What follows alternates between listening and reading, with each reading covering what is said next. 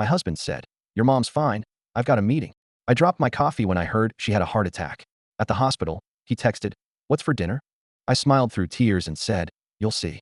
His face fell when he realized. The phone rings at 2:17 in the afternoon, and just like that, my world splits in half. Before and after, living and dying, truth and lies. "Vanessa, it's your mother."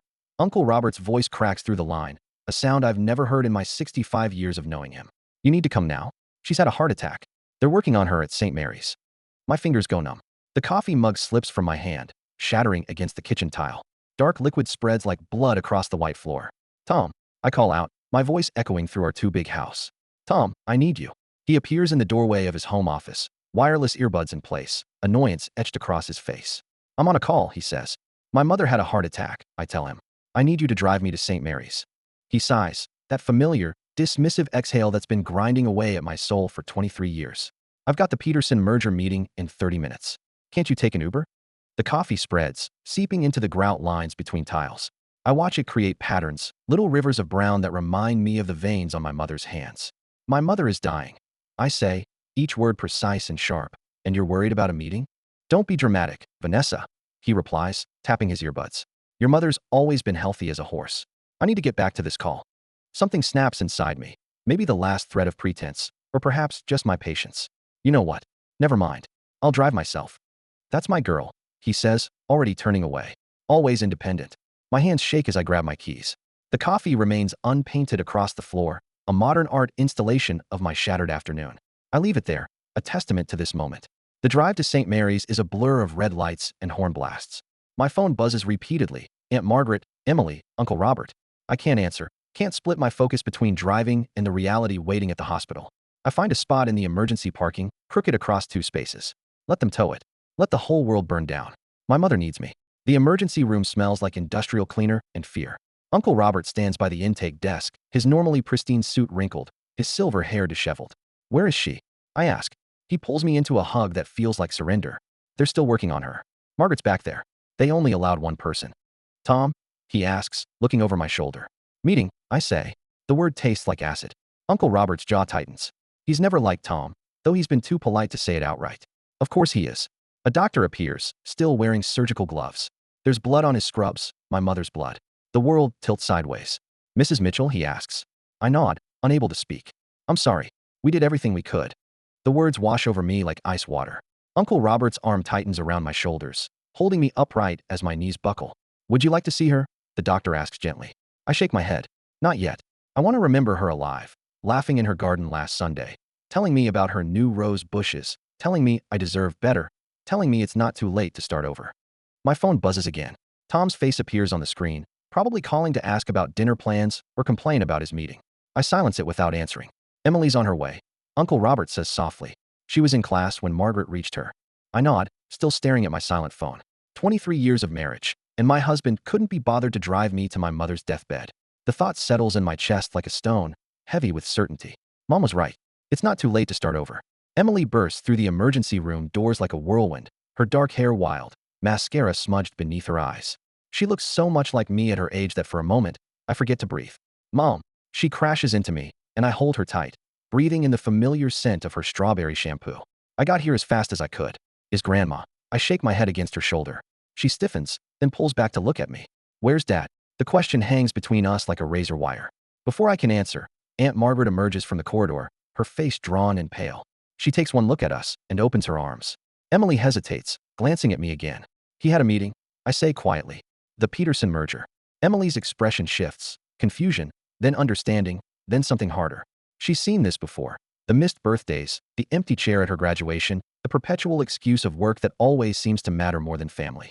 "Of course he did," she mutters, turning to accept Aunt Margaret's embrace. Uncle Robert's hand finds my shoulder. "The doctor needs some paperwork filled out," he says gently. "Why don't you let me handle that?" I nod, grateful. Forms and signatures feel impossible right now, like trying to solve complex equations while drowning. My phone buzzes again. Tom's message lights up the screen. "How's your mother?" Meeting ran long. Ordering takeout for dinner. Emily reads it over my shoulder and makes a sound. Half laugh, half sob. "Seriously? Grandma just died, and he's asking about dinner?" "Emily." I start, but she cuts me off. "No, Mom. Don't defend him. Not this time." She runs her fingers through her tangled hair, a gesture so like her father it makes my chest ache. You know what? I'm done pretending everything's okay. Grandma always said. She stops abruptly, tears welling in her eyes. What did she say? I ask, though I think I already know. She said you deserved better. That we both did. Emily wipes her eyes roughly. She was right. Aunt Margaret moves closer, her voice low and steady. Helen worried about you, Vanessa. She saw what this marriage was doing to you, even if you couldn't, or wouldn't. She wouldn't say it outright. Uncle Robert adds quietly, but she knew. The truth of their words settles over me like ash. 23 years of making excuses, of smoothing things over, of pretending Tom's indifference was just his way. 23 years of watching my mother's concerned looks, fielding her gentle suggestions about therapy or separation. My phone buzzes again. Another message from Tom. Should I wait dinner for you? Emily makes that sound again, but this time it's pure disgust. She grabs my phone and types rapidly before I can stop her. Emily, don't. Too late, she says, handing it back. Someone needed to tell him. I read her response. Mom's mother just died. Don't wait up. Better yet, don't wait at all. The three dots appear immediately, showing Tom is typing. Then they disappear, reappear, disappear again. Finally, a single message. We'll discuss this attitude when you get home. Discuss this attitude? Emily's voice rises. The fact that his wife's mother died, and he couldn't be bothered to show up? That he's more concerned about dinner than supporting his family? Lower your voice, sweetheart, Aunt Margaret says, but there's approval in her eyes. A nurse approaches, clipboard in hand. Mrs. Mitchell, we need to discuss arrangements. The word arrangements hits me like a physical blow. My mother is dead, and my husband is worried about takeout. The absurdity of it all threatens to overwhelm me. I'll help, Emily says firmly, taking my arm. We don't need him for this. As we follow the nurse, I realize Emily's right. We don't need him. Maybe we never did. My mother's last words to me echo in my mind. It's never too late to start over, sweetheart. Never too late to demand more. I squeeze Emily's hand, feeling stronger than I have in years. Tom wants to discuss attitudes? Fine. We'll discuss plenty when I get home, starting with divorce papers. The funeral home smells like artificial flowers and secrets. I sit at the mahogany desk, staring at Mom's life insurance documents while the funeral director drones on about payment options. Something's wrong with the numbers, but my grief-addled brain can't quite grasp what. Mrs. Mitchell, he says, sliding another form across the desk. We'll need the initial payment today. The policy information your husband provided seems to have some discrepancies. Discrepancies? The word feels wrong in my mouth. The policy appears to have lapsed 3 months ago. The room tilts slightly. That's impossible. My mother never missed a payment in her life. He clears his throat. According to our records, the automatic payments stopped when the account was closed. What account? More paper shuffling. The joint account she shared with your husband.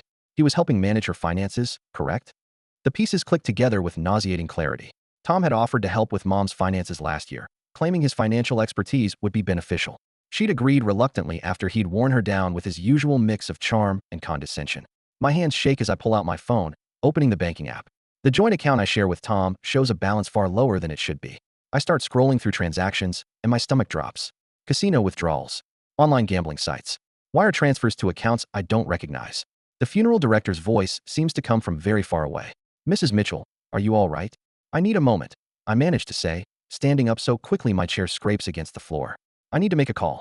In the hallway, I dial Uncle Robert's number. He answers on the first ring. The life insurance lapsed, I say without preamble. Tom's been taking money. Not just from me, from Mom. A long pause. Come to my office now. 20 minutes later, I sit across from my uncle's desk while he pulls up financial records on his computer. As Mom's attorney, he has access to everything. Good heavens, he mutters, clicking through screens. Vanessa, this goes deeper than you think. The house equity line. Your retirement accounts. Emily's college fund. Each word hits like a physical blow. How much? Initial estimate? Close to $700,000. The room spins. That's not possible. Someone would have noticed. The bank. Tom works in finance. Uncle Robert's voice hardens. He knows how to hide things. He's been bleeding you dry for years. My phone buzzes. Tom's face appears on the screen along with a text. Where are you? We need to discuss funeral arrangements. A laugh bubbles up in my throat. Harsh, ugly. Discuss funeral arrangements? He stole my mother's life insurance money, and he wants to discuss arrangements? Don't respond. Uncle Robert says sharply. We need to handle this carefully. I'm calling Sarah Chan, your criminal lawyer friend. He nods grimly. We're going to need her. But first, we need to secure what's left. Do you have any accounts he can't access? Before I can answer, another text from Tom appears. Found the coffee mess in the kitchen. Had Maria clean it up. You're welcome. Don't forget we have dinner with the Petersons tonight. The casual entitlement of it. The assumption that I'll play my usual role and smile through dinner while he networks. Something snaps inside me. I want him destroyed, I say, surprised by how calm my voice sounds. Not just divorced. Destroyed. Uncle Robert studies me for a long moment. He will be. But we have to be smart about this. He doesn't know that we know. So what do I do? Go home. Act normal? Have dinner with the Petersons? He starts typing on his computer. Let him think he's still in control while we gather evidence. Can you do that? I think of Mom. Of all the times she told me I was stronger than I knew, of Emily's college fund emptied by her father's addiction, of 23 years of subtle manipulation and calculated neglect. Yes, I say, standing up. I can do that. I learned from the best, after all. What do you mean? I smooth my skirt, check my makeup and my phone's reflection. Tom taught me everything I know about pretending. The Peterson dinner feels like a performance in a nightmare. I sit at our oversized dining table, watching Tom charm our guests while my skin crawls with every practiced laugh, every rehearsed story. He's wearing his favorite blue tie, the one I gave him for our 20th anniversary, paid for with money he probably gambled away. Vanessa is taking some time off, Tom explains smoothly, reaching for the wine bottle. Family matters. Sandra Peterson's face crumples with manufactured sympathy. Oh yes, we heard about your mother. Such a shock. I grip my fork tighter, imagining driving it through Tom's hand as he pours more wine. Yes, I manage. Quite unexpected. Speaking of family, Tom continues, Emily's considering law school. Following in your footsteps, John. John Peterson beams. Smart girl. The firm's always looking for fresh talent. My phone vibrates in my lap. A text from Sarah Chan, Uncle Robert's lawyer friend. Documents ready. Meeting tomorrow, 9 a.m. Excuse me. I murmur, standing. I need to check on dessert. In the kitchen, I lean against the counter, breathing deeply. The catering company's tiramisu sits perfectly plated on the silver tray, another performance piece in this elaborate charade. Need help? I startle. Sandra Peterson stands in the doorway, her expression oddly intent. I'm fine, I say automatically. She steps closer, voice dropping. Are you? Because I recognize that look during dinner. I used to wear it myself. I don't. My first husband was a gambler too, she says, smoothing her expensive blouse. Lost everything before I caught on.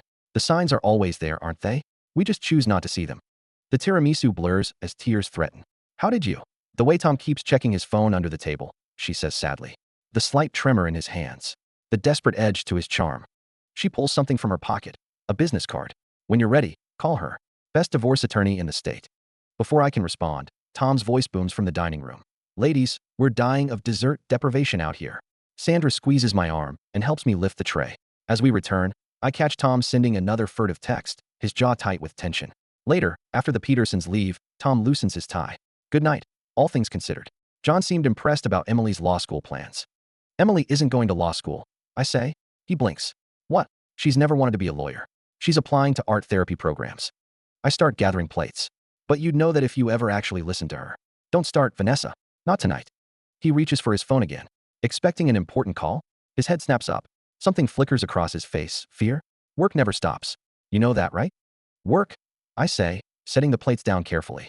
Like the work you did managing my mother's finances? The color drains from his face. What are you talking about? The life insurance policy lapsed, Tom. Funny timing, considering all those casino withdrawals from her account. He recovers quickly, switching to his patronizing smile. You're upset about your mother. You're not thinking clearly. Why don't you take one of your pills and, I'm thinking very clearly. I pull out my phone, show him the banking screenshots. $700,000, Tom. Did you really think I wouldn't find out? His facade cracks. I can explain. The market's been volatile. I had to make some temporary adjustments. Save it for your lawyer. He grabs my arm as I turn away. Don't threaten me, Vanessa. You have no idea what you're doing. Who do you think pays for this house? Your clothes? Your entire lifestyle? I look at his hand on my arm, then into his eyes. You're right. I don't know what I'm doing. I smile, channeling his own practice charm. Yet, the threat in that single word hits him. His grip loosens. Get some sleep, Tom. I say softly. You look tired.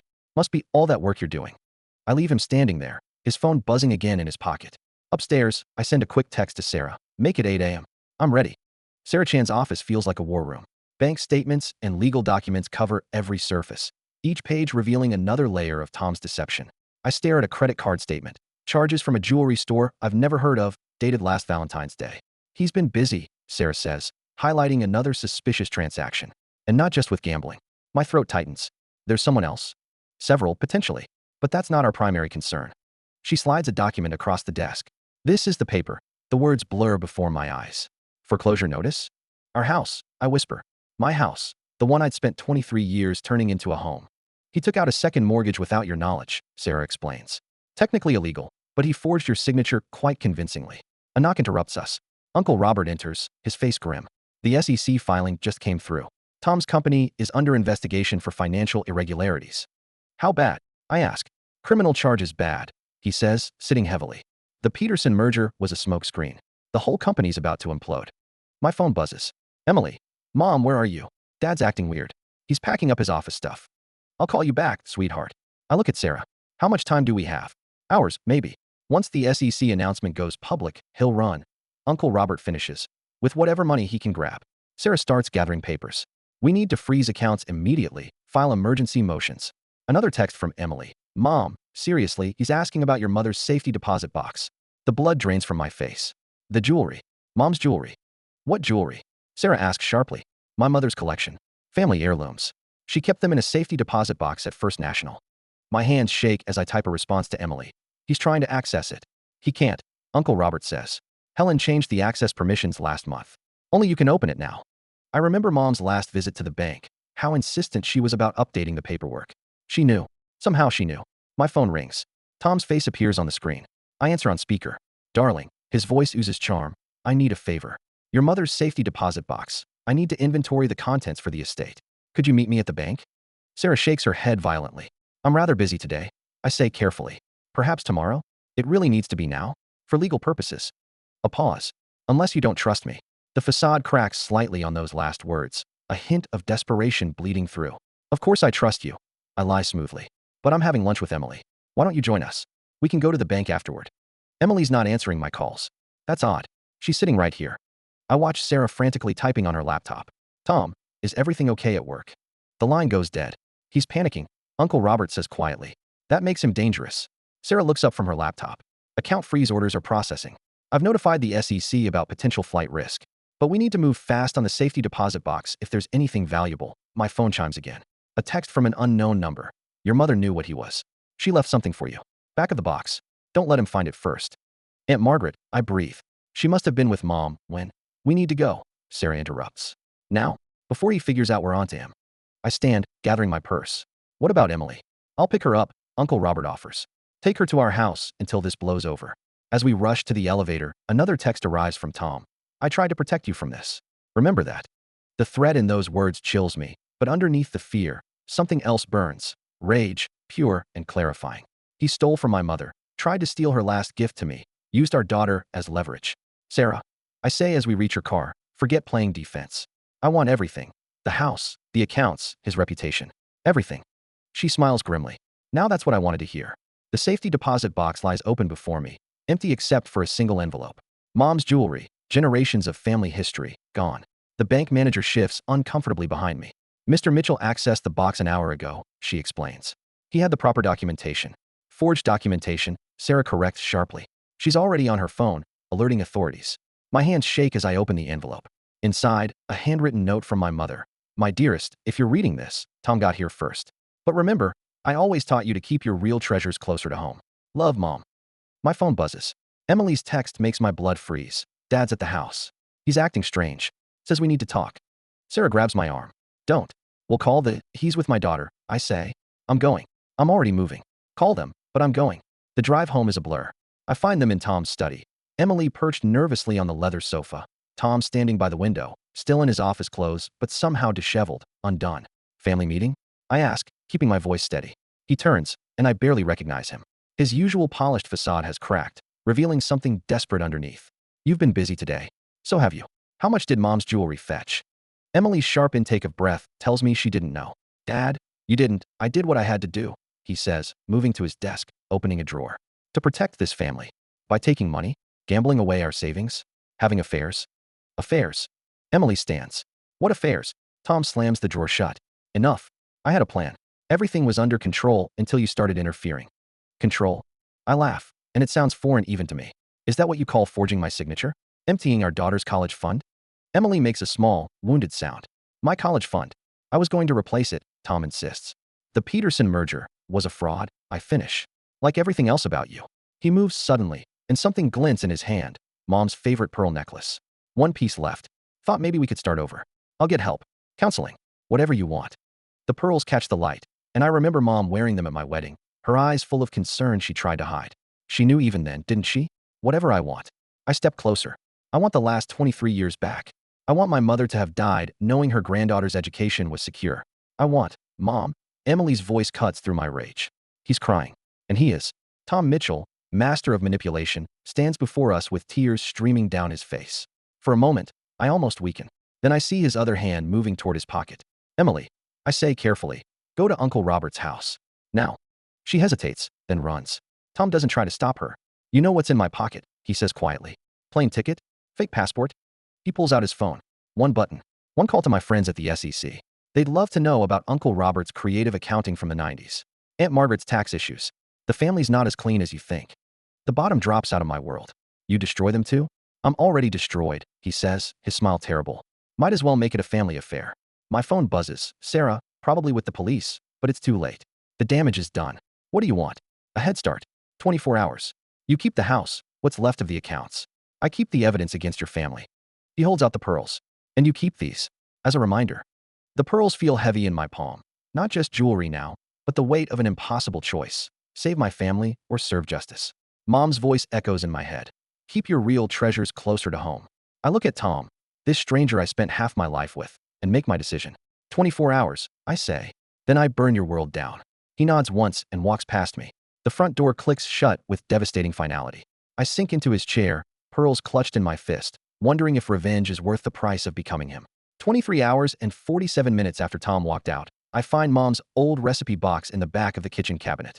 Inside, wrapped in yellowed newspaper, lies a small red USB drive. My hands shake as I plug it into my laptop. Folders appear, dozens of them, meticulously labeled with dates going back 5 years.